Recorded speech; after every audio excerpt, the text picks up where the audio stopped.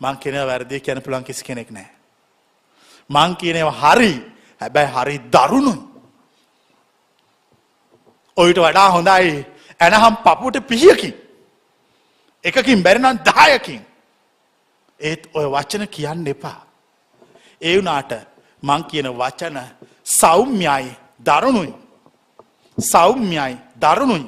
ඒ දරුණු වචන ඔබේ පපු හිල් කරගෙන යනවා. මිත්‍යාව, අසත්‍ය, අධර්මය විනාශ කරනවා. යුක්තිය පසිඳලනවා. සමාජ බොරුවෙන් වැහිලා තියෙන්නේ. මේ පූජකයෝ ටිකයි පාලකයෝ ටිකයි මිනිස්සු ගොනාට අඳනවා. ඒ මෝඩයෝ අර දෙගොල්ලෝ කියනේ වහලා ජීවත් වෙනවා. ඔයක යන කම්ම මේ ජාතිය ඥානවන්ත වෙන්නේ නැහැ. මම පහළ වුණේ උන් දෙගොල්ලෝ පයින් පාගන්න. උන් දෙගොල්ලෝ විනාශ කරන්න. විනාශ කළා සත්‍ය, ධර්මය, යුක්තිය පිහිටවන්න. මං එක කොල්ලා ඉවරයි දැන් භාගයක්. තව ටිකයි කරන්න තියෙන්නේ.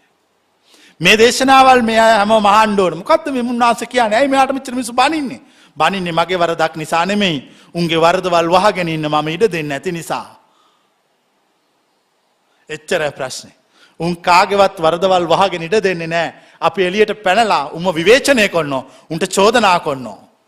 එතකොට උන් මට මාව කුරුසියට තබා එන ගසන්න ප්ලෑන් කරනවා.